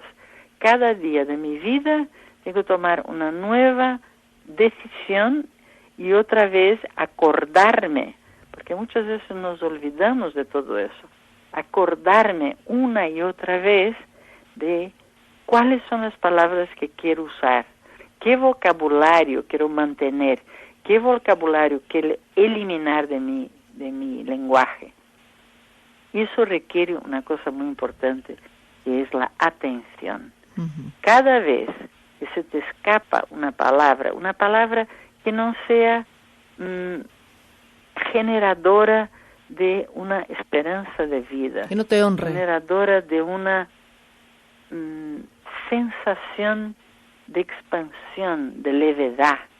Siempre que oigo una palabra dicha por mí misma, que tenga un encogimiento, que encoja mi cuerpo, que me produzca un peso en mi cuerpo, que me produzca una pérdida de energía, empiezo a observar esas palabras y literalmente poner mi atención en ellas en el sentido de no pronunciarlas. A veces se me escaparán. Sí. Y cuando se me escapan, en lugar de disgustarme, puedo decir una frase muy clara, que es: esa palabra la sustituyo por tal otra. Hasta que llega un punto en que tu mente lo pilla y ya espontáneamente va trayendo una otra palabra, una otra forma de expresión. Porque cualquier cosa que tú digas, puedes decirla de innumerables maneras. Puedes decirla con delicadeza, puedes hacer hasta una crítica siempre que sea constructiva y amorosa y que sea para algo mejor, no una crítica en el sentido de destruir o de invalidar a alguien. Que ese es el problema que tuvimos de pequeños. Muchas veces nos han pedido cosas que no hemos sabido hacer a la perfección y nos han criticado. Y hemos hecho una opinión sobre nosotros mismos de incapacidad, de impotencia, de realmente no poder manejar la situación, de sentirnos desbordados. ¿Por qué? Porque no hemos tenido el suficiente aprendizaje. Todo en esa vida es una cuestión de aprendizaje. Y muchas veces no nos han enseñado a expresar algo de una forma delicada y amorosa. Muchas veces se han dirigido a nosotros de una forma despectiva y humillante. Muchas veces han invalidado esfuerzos que hemos hecho. Cuando hemos traído algo que nos parecía algo importantísimo, algo que habíamos logrado, algo que había costado un esfuerzo y un trabajo, no lo han valorado y han encontrado aquel pequeño defecto que ha destruido todo. Todas esas son los vicios que tenemos. En vez de buscar lo positivo, lo bien logrado, estamos buscando el pequeño defecto, lo pequeño que no está logrado. Hacemos una cosa magnífica de un detalle. Claro. Cuando se trata de escoger el detalle que lleva a la esperanza de algo todavía mejor, para que ese detalle se transforme en algo importante. Y muchas veces eso se logra, un trabajo mal hecho, pero que tiene un detalle bueno. Si tú pones el énfasis ahí, vas a conseguir muchísimo más que criticando, destruyendo y poniendo defecto en un trabajo que siempre conlleva un esfuerzo. Así que eso, exactamente eso es lo que tenemos que tratar de hacer con nuestro lenguaje. Si deseamos que la energía que generamos con nuestras palabras nos levante, nos eleve y nos expanda. Una atención a todas las palabras que nos quitan energía y una atención y una repetición de todas aquellas que decidimos poner en su lugar. Es una labor de sustitución que poco a poco se va haciendo automática, de tal manera que si de repente algo nos ha parecido muy mal hecho, ya buscamos una forma de buscar un lado positivo para exponer aquello, un lado constructivo, un lado que valore el esfuerzo y que valore el trabajo y el tiempo que una persona ha dedicado, incluso nosotros. Así que vamos a hacer esa labor de alabanza hacia nuestro esfuerzo y a nuestra capacidad, para que ésta se vea aumentada y no disminuida pelo poder enorme que tienen nuestras palabras. Lo que sucede es que tendríamos que dar con, primero, hacernos conscientes del poder de la palabra, que poco a poco, yo creo que de tanto decirlo, algo va a grabarse, y luego poder entenderlo de una manera práctica, o sea, cómo salir de la situación. ¿Cuál es la mejor manera de manejar las palabras? Por ejemplo, a ver, si mi hijo trae malas notas. Sí, típico. Entonces, una gran parte de los padres lo que hace es criticar, disminuir, en fin, humillar. Con lo cual, lo único que consigue es que ese niño o esa niña aumente la tensión nerviosa en los estudios. Y lo único que consigue es que tenga cada vez más miedo, tanto de los resultados de los estudios como de la presentación de las notas, con lo cual el puente de comunicación entre ese padre y ese hijo se debilita, se fragiliza o hasta se rompe. ¿Cómo hacerlo? Sería decir algo como: veo que estas notas no están correspondiendo a la capacidad que veo en ti.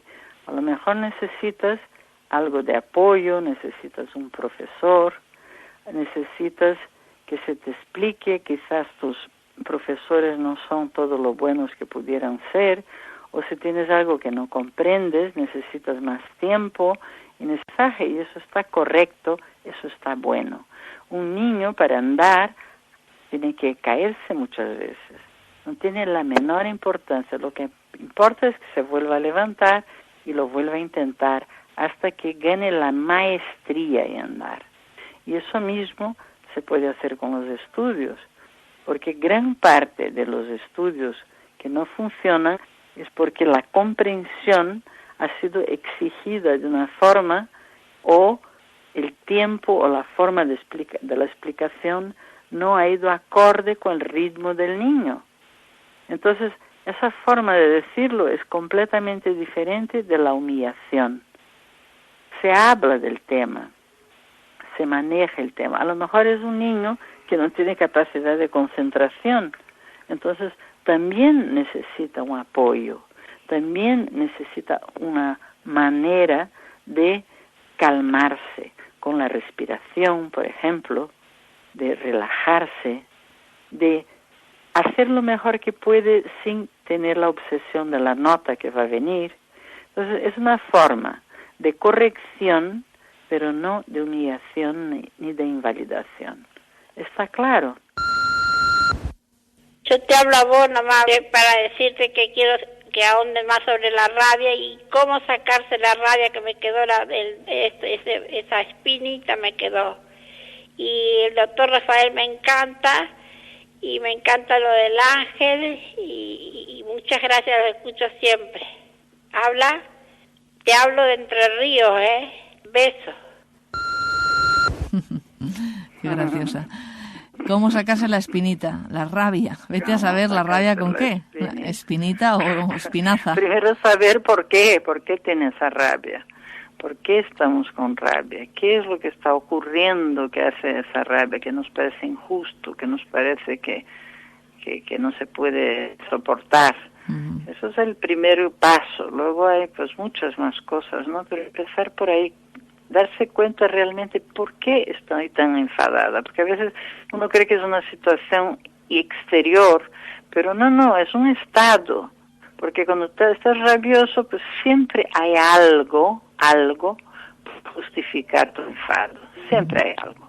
Por lo tanto, vamos a ver dónde se originó ese estado y por qué lo mantengo. Solo una cosita más, porque la rabia tiene lo siguiente: la rabia es adictiva porque nos da una falsa sensación de poder.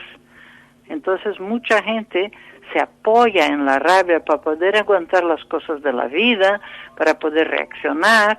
Entonces si pierdes la rabia es como si te sintieras completamente desamparado. Desvalido, sí. Eso, desvalido.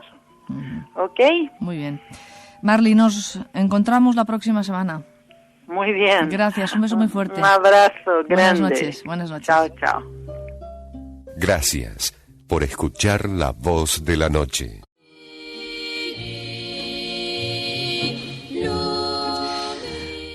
El distraído tropezó con ella. El violento la utilizó como proyectil.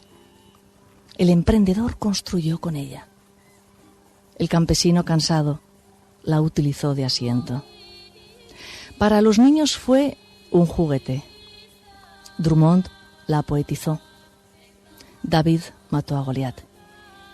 Y Miguel Ángel, le sacó la más bella escultura.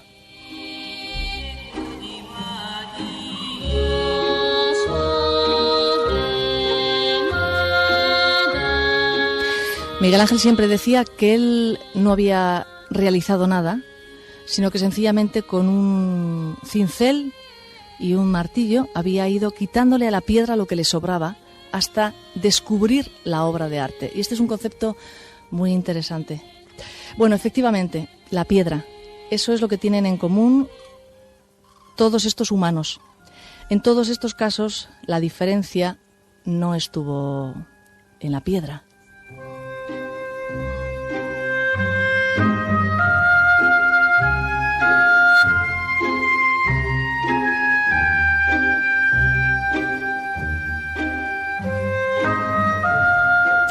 Porque el distraído tropezó con ella, porque el violento la utilizó como proyectil, porque el emprendedor construyó con ella, porque el campesino cansado la utilizó de asiento, porque para los niños fue un juguete, porque Drummond la poetizó, porque David mató a Goliat, y porque Miguel Ángel le sacó la más bella escultura.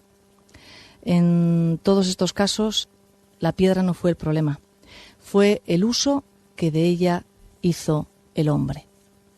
Y eso es lo que nosotros hacemos con nuestra vida, exactamente eso. No es lo que vivimos, es cómo nosotros apreciamos lo que vivimos, las situaciones, cómo las enfocamos, cómo las enfrentamos, cómo las abordamos. No es tanto la situación en la que te encuentres, es cómo tú abordas y cómo tú vives y cómo tú sientes la situación en la que te encuentras. Por eso es tan importante el autoconocimiento, el encuentro personal, el que tú sepas que puedes, que tienes la responsabilidad de tu vida y que cuando asumes esa responsabilidad estás aportando al universo, estás aportando al planeta, nos estás aportando finalmente a todos los seres vivos que estamos en este universo.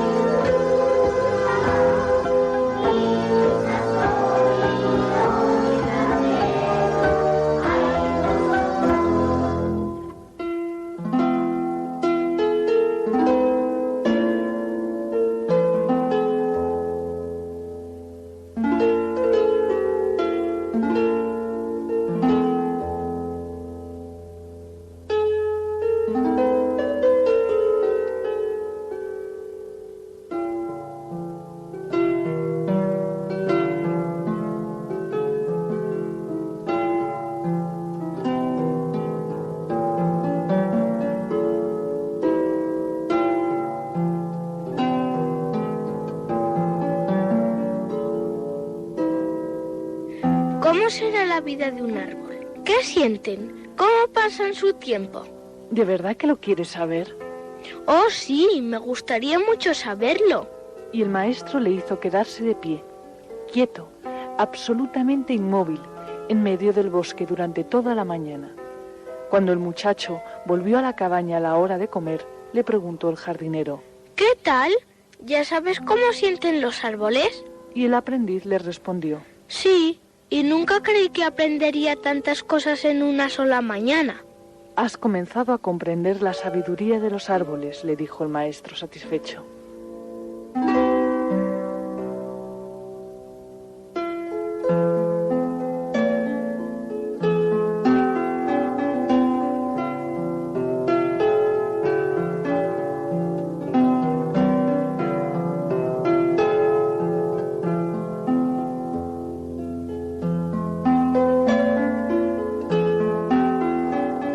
Buscamos respuestas. Algo más. Nuestra verdadera esencia. En La Voz de la Noche, vamos en busca de nuestro verdadero ser.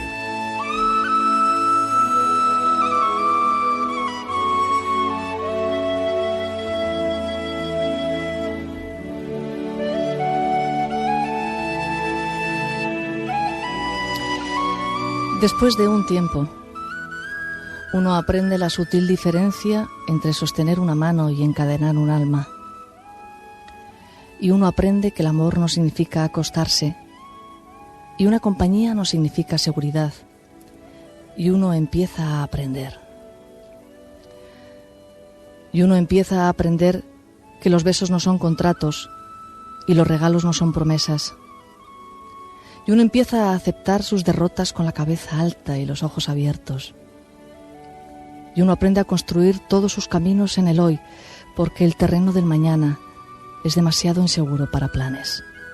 Y los futuros tienen una forma de caerse en la mitad. Después de un tiempo uno aprende que si es demasiado, hasta el calor del sol quema. Así que uno planta su propio jardín y decora su propia alma, en lugar de esperar a que alguien le traiga flores.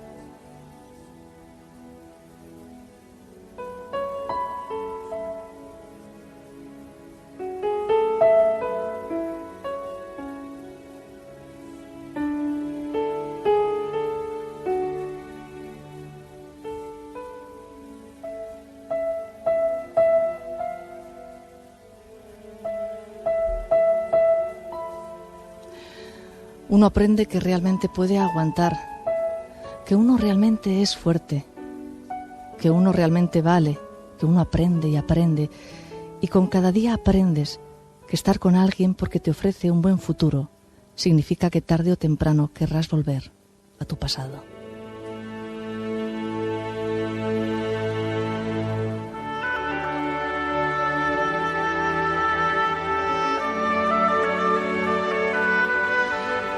Con el tiempo te das cuenta de que si estás al lado de esa persona solo por acompañar tu soledad, irremediablemente acabarás no deseando volver a verla.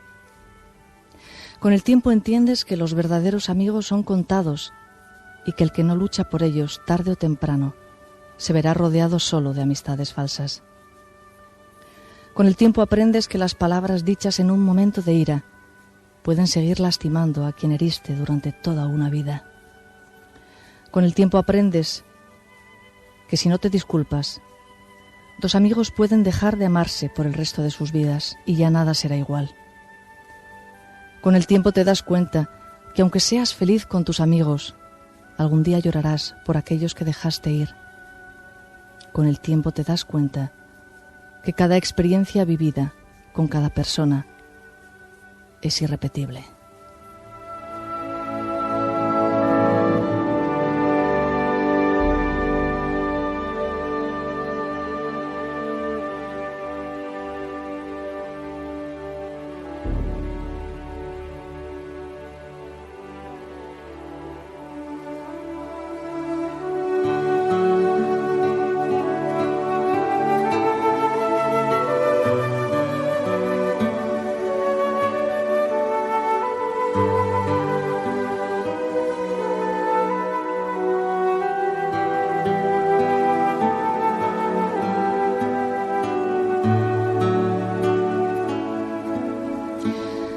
Con el tiempo comprendes que apresurar las cosas o forzarlas a que puedan ocurrir inmediatamente, al final no las hace tan bellas como tú esperabas. Con el tiempo verás que aunque seas feliz con los que están a tu lado, añoras terriblemente a los que estaban contigo ayer y se han marchado. Con el tiempo aprenderás que intentar perdonar o pedir perdón, decir que amas, decir que extrañas, decir que necesitas, decir que quieres ser amigo ante una tumba, ya no tiene sentido alguno.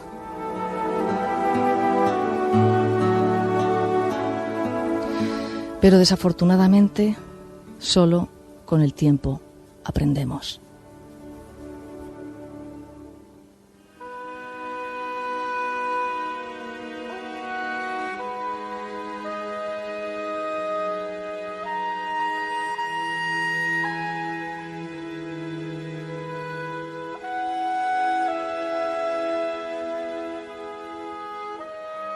¿Sabes cómo matan a las focas?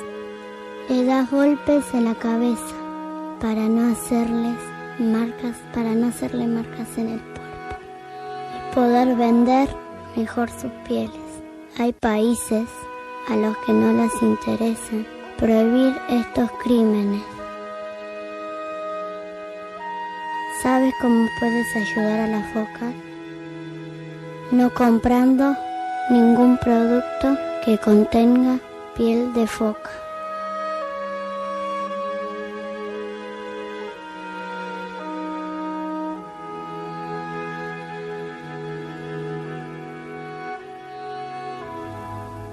Cuando una mujer de cierta tribu de África descubre que está embarazada, se acerca a la selva con otras mujeres y juntas rezan y meditan hasta que aparece la canción de la nueva criatura. Cuando nace el bebé, la comunidad se junta y le cantan su canción, su voz.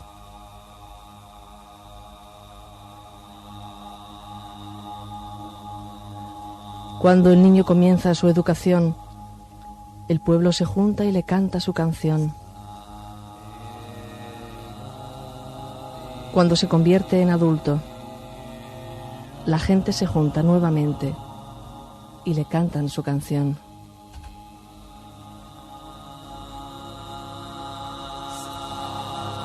Y cuando llega el momento de su casamiento, la persona escucha de nuevo su canción. Finalmente, cuando su alma está por irse de este mundo, la familia y los amigos se aproximan y, al igual que en su nacimiento, cantan de nuevo su canción para acompañarlo en el viaje. En esta tribu de África hay otra ocasión en la cual se canta esa misma canción.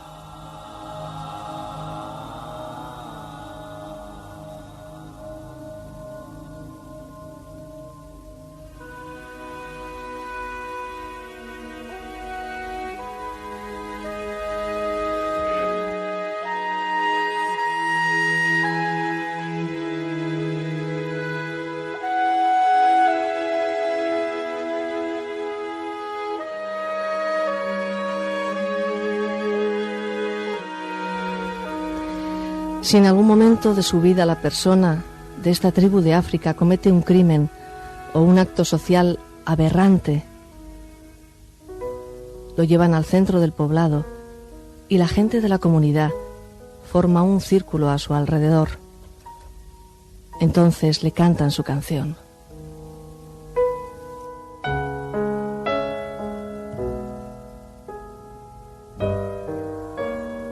La tribu reconoce que la corrección de las conductas antisociales no es el castigo, es el amor y el afianzamiento de la verdad y de la identidad de uno mismo.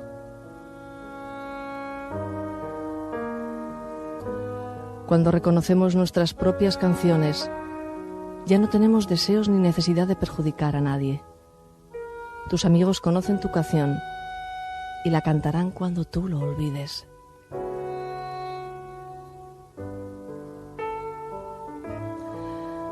Aquellos que te aman no pueden ser engañados por los errores que cometes o las oscuras imágenes que muestras a los demás.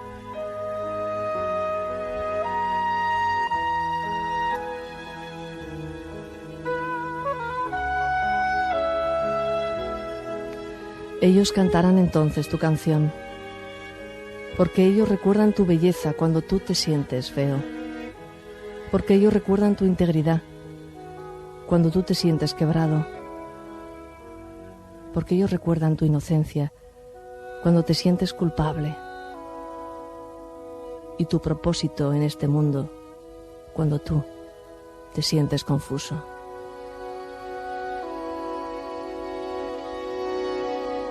Cuando lo necesites, nosotros, nosotras desde aquí, cantaremos tu canción, porque no olvidamos quién vive realmente dentro de ti.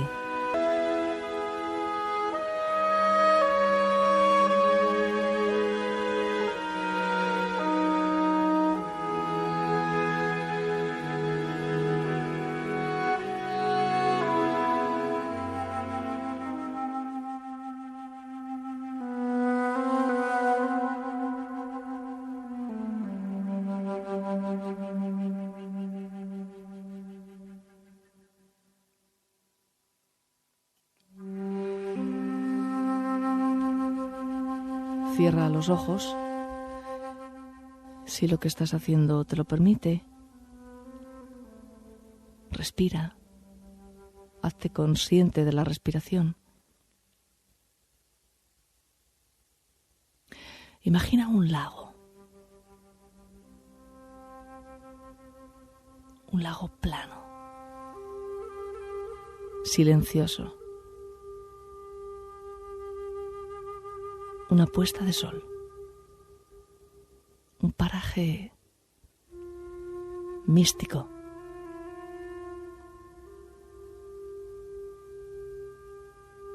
Busca un lugar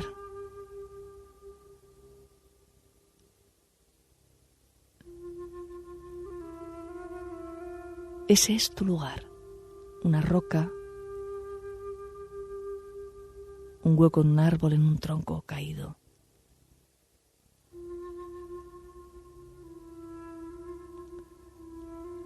Es un día de primavera. Hay cientos, miles de colores. Hay cientos, miles de especies. Hay cientos, miles de sonidos. Y sin embargo, es tan profundo el silencio. Es tan hondo el silencio. Ese es tu lugar sagrado.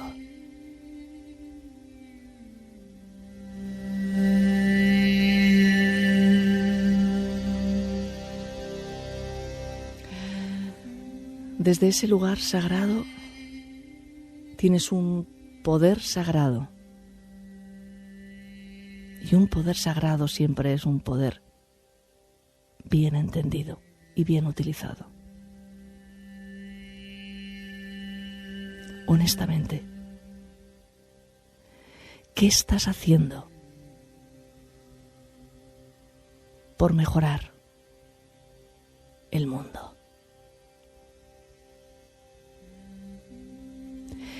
Si tuvieras el poder, si creyeras en tu poder como una pieza fundamental para el cambio del universo y del planeta,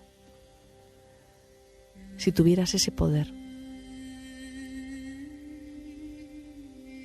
¿qué sería lo primero que harías en este mundo? ¿Cuál sería tu primer decreto? La primera ley que aprobarías.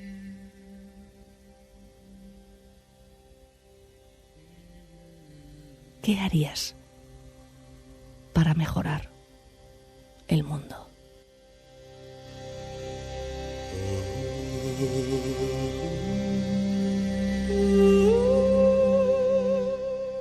Ángel y la guara, dulce compañía, no me desampares ni de noche ni de día, no me dejes sola que sin ti me perdería.